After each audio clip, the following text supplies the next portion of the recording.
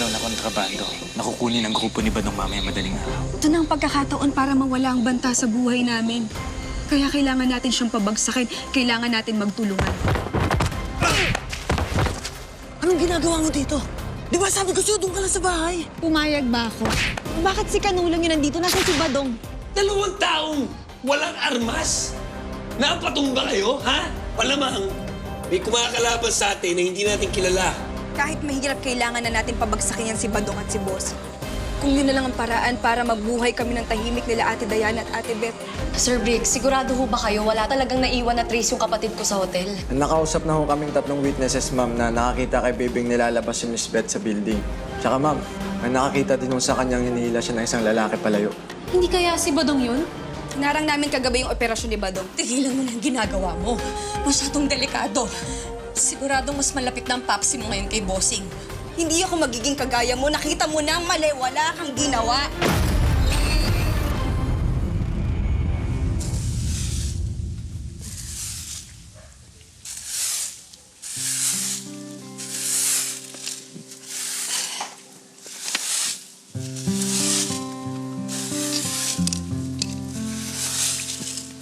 Aling Osang, Amy. Bilang ho ako ng supply natin. Dalawin ko na rin yung lola ko. Ah, ganun ba? Basta mag-ingat ka, Jonaf, ha? Amy, gusto mo, dalawin ko na rin yung mga kapatid mo. Hindi na, Jonaf. Unahin mo na si Lola Miging. Sigurado ako miss na miss ka na nun.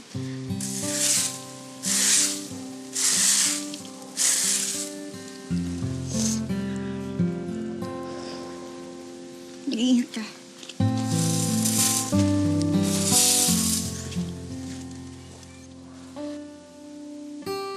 Nakchi,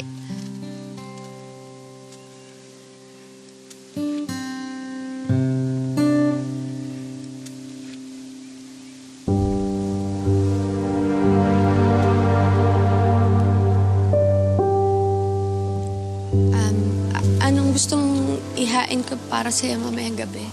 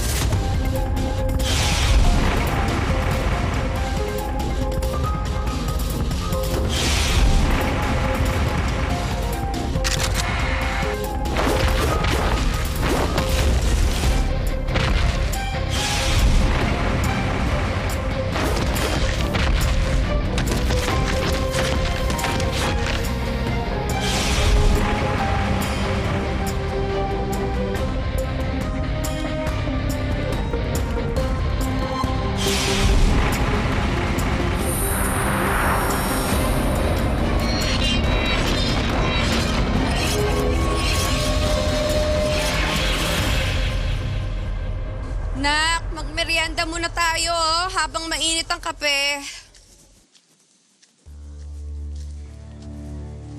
Nak?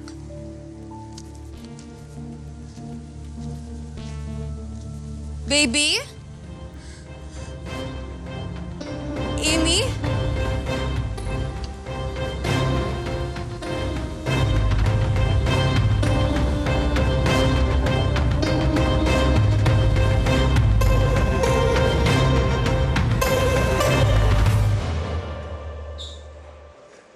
Sure ka na ba? Oo naman. Alam ko ba iintindihan ako ni Tita Diana? Bakit parang hindi ka kinakabahan? Bakit ako kakabahan? Nandyan ka sa tabi ko.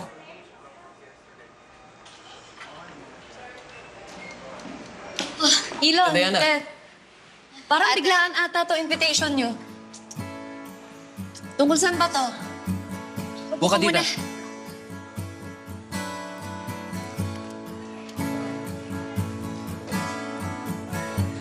Okay, so anong meron?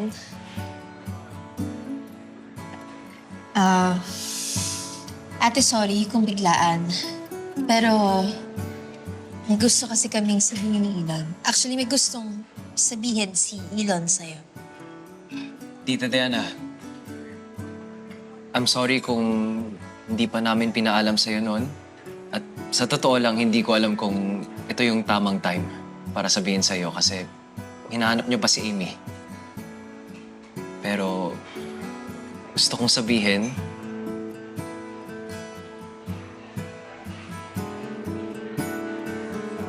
na kami na ni Beth. Ate, bakit tahimik ka? Ayaw mo ba? Galit ka ba? Ano ka ba? Bakit naman ako magagalit? Nasa tamang edad na kayo. At saka, Elon, na-appreciate ko na iniisip mo pa rin na may pinagdadaanan kami ni Beth. Pero alam ko din naman, kahit may pinagdadaanan kami, kailangan tumuloy pa rin ang buhay, di ba? Thank you, Tita. Thank you, ate. At Tita, baka isipin mo na baka maging complicated ang relationship namin ni Beth dahil sa problema mo kay Mom. Huwag kang mag-alala. Hindi ko hahayaan na hadlangan niya ang pagmamahal namin ni Beth sa isa't isa. Alam ko naman yun. Salamat, Elon. Basta, masaya kayo ni Beth. Masaya rin ako para sa inyo. Salamat. Thank you, Tita. Thank you, ate. Of course.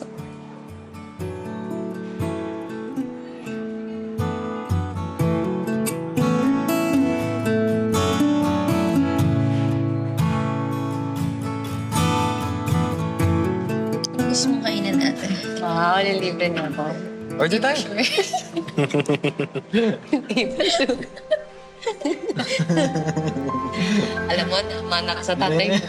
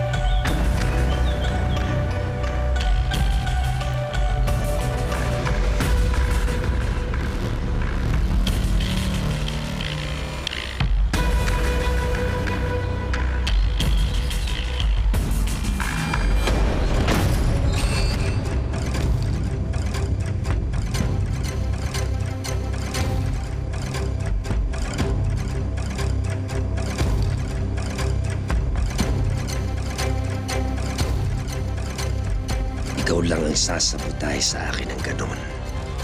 Baby, ginawa mo rin yun dati. Mukhang tama ang hinala ko. Nabuhay ka pa. Pero sa pagkakabaril ko sa'yo, di ka na dapat nabuhay ng matagal.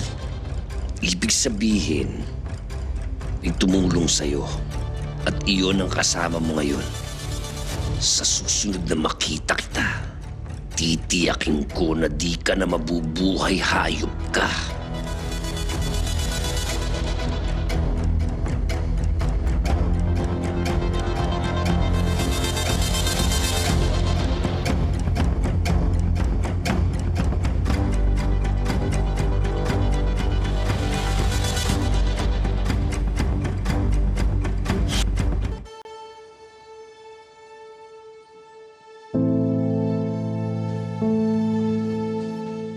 La, Ay, Jonah.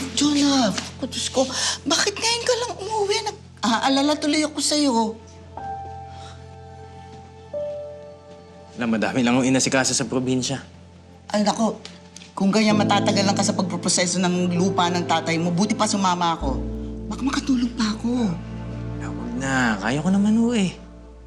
Bakit? Ayaw mo ba ako makasama doon? La, hindi naman ho sa ganun.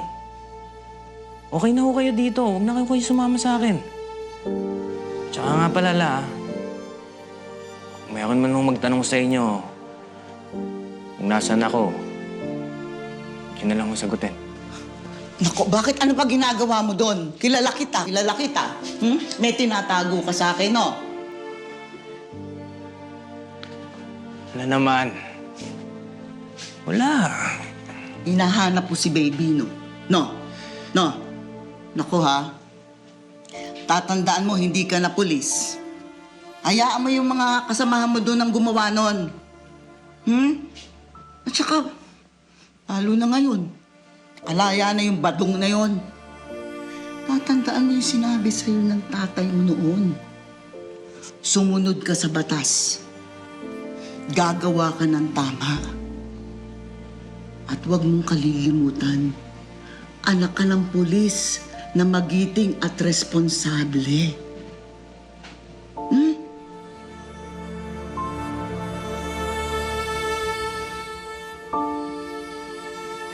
Okay lang.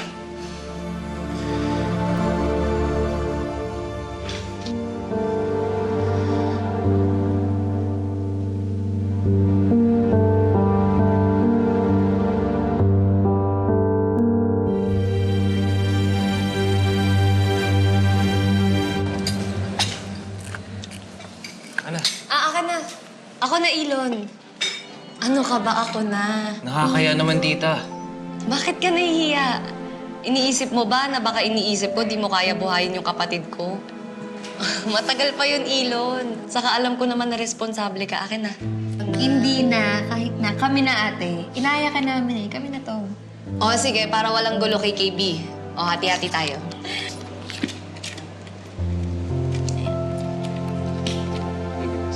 Got it.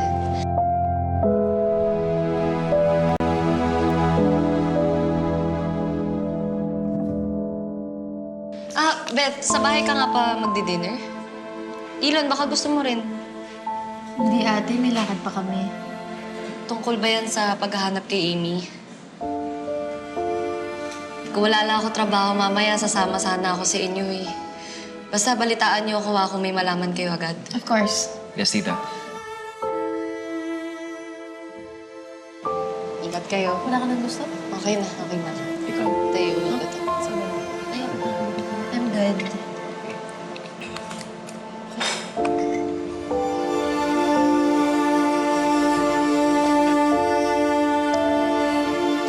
It's much.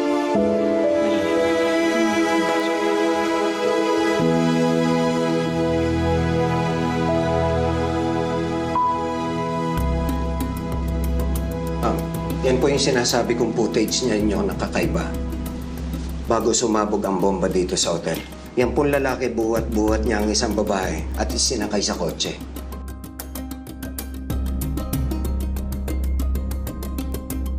Sir, isang exit po ba yan? Sa likod po, emergency exit.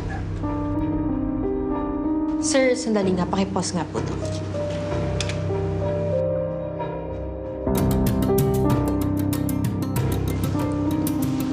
Parang ka-body type ni Badong. Posibleng siya yan. Sir, paki-zoom in.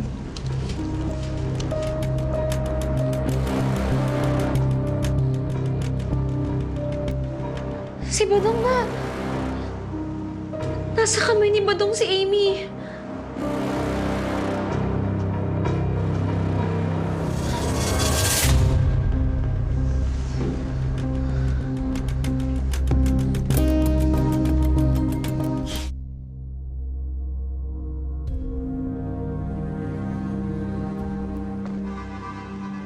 Kuya Vlad, you home? Ma'am? Ano ginagawa niyo dito? Dinadalaw kita. Dilan kita ng mga paborito mo. Ma'am, kung nandito po kayo para pilitin akong umuwi, I'm sorry. Dito na ako kay Kuya Vlad.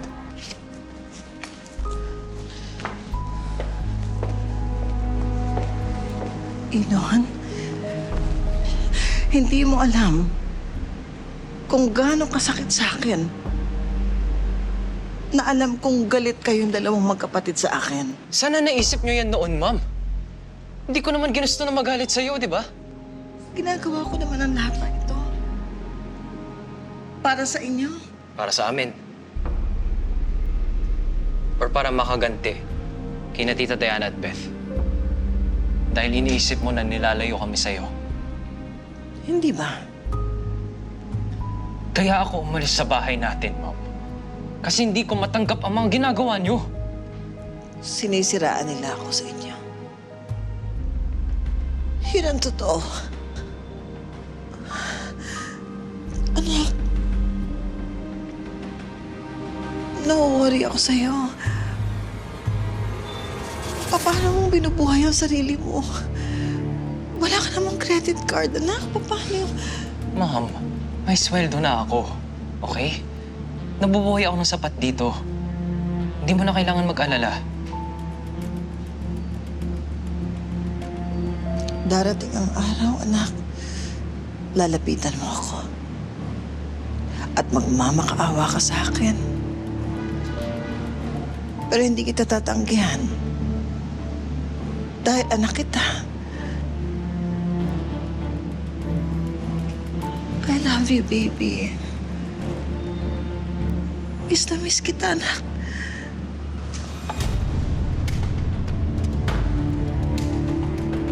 I love you, baby.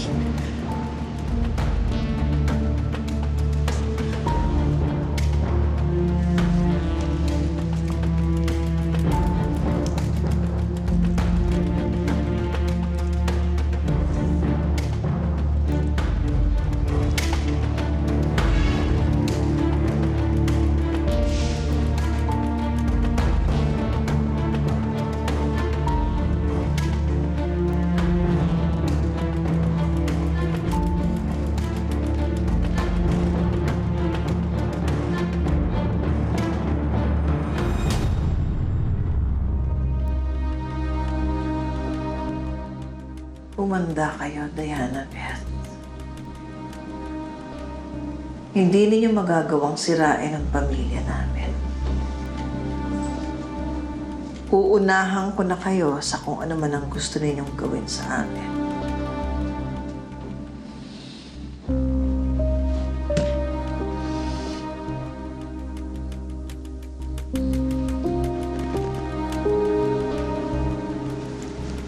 Ma'am, nandito na po siya. Papasukin mo.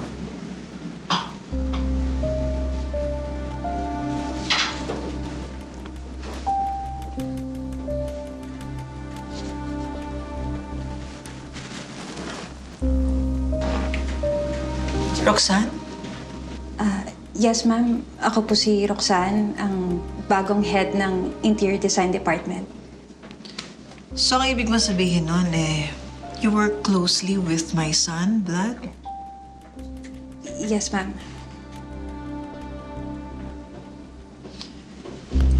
Roxanne, gusto kong bantayan mo si Vlad and make sure na walang mga undesirable creatures na lalapit sa kanya. What I mean to say is, yung mga Paraiso sisters. Si Sampid. Sampid? Sorry, ma'am. Sampid po kasi ang tawag ko kay Diana. Clap. Clap. Clap. I think magkakasundo tayong dalawa. Roxanne, just make sure na walang sampid na aali-aligid sa anak ko. Kahit na yung mga taong nakakatrabaho niya dito sa opisina. Can I rely on you? Yes, ma'am. Ako pong bahala.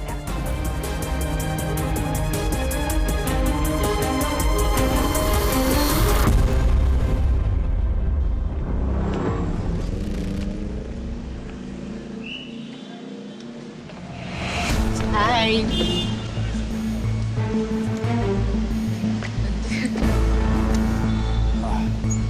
Boss! Boss! Sir. Mukhang lasing kayo, sir, ha? Ikaw naman ang bahala sa kotse ko, ha? Akong bahala sa'yo bukas, ha?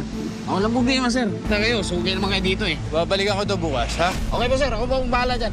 Salamat, salamat. Eh, boy, Taxi! yan po, sir. Taxi! Wala ito. Boss! Miss, sorry pero nauna ako. Vlad? Diana? Anong ginagawa mo dito? Anong ginagawa mo dito? Ako, pauwi na ako. Nasaan kotse mo? Ito, kaya mo drive. Oo nga, mukhang lasing na lasing ka. Sige, mauna ka na. Magta-taxi hindi. Ikaw ang mauna. Mauna ka na, Vlad. Mas kailangan mo lasing ka. Anong oras na? Sige na. I insist. O sige, sabay na lang tayo.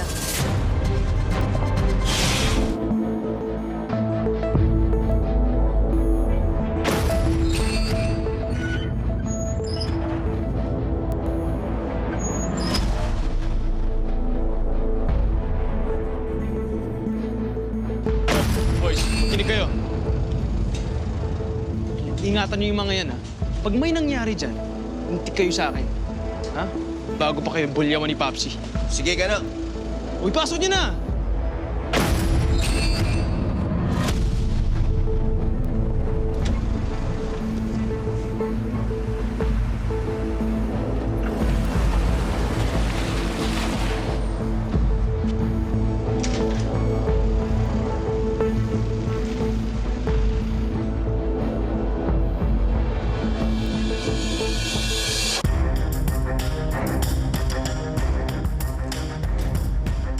Jonah, wala si Badong.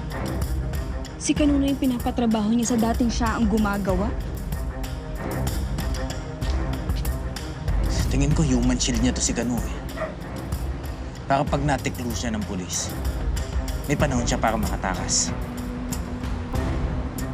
Sama kayo nila si Hillary.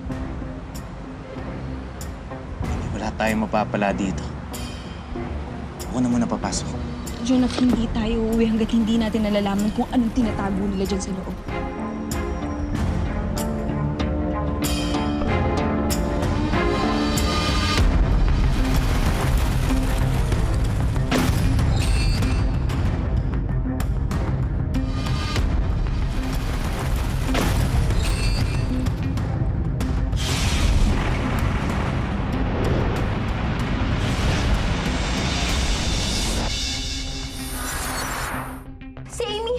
Si Amy yan! Nakaligtas siya kay Badong. Pero kailangan natin malaman, Beth. Bakit di binalik ng taong yan si Amy? Bastang importante. Sana maayos ang kalagayan niya. Kado ang ginagawa ninyo. Paano kung naharang kayo ng mga tauhan ni Bossing? Nandun kayo, Aling-Osang? Kung abutan ka ng mga tauhan ni Badong, kukunin ka nila, pipilitin ka niya paamin na ituro kung saan kami nagtatago ni Jonah. Wala naman akong gagawin na ikakapahamak. Nung araw na ninakaw mo ako sa ospital, pinahamak niyo na ako.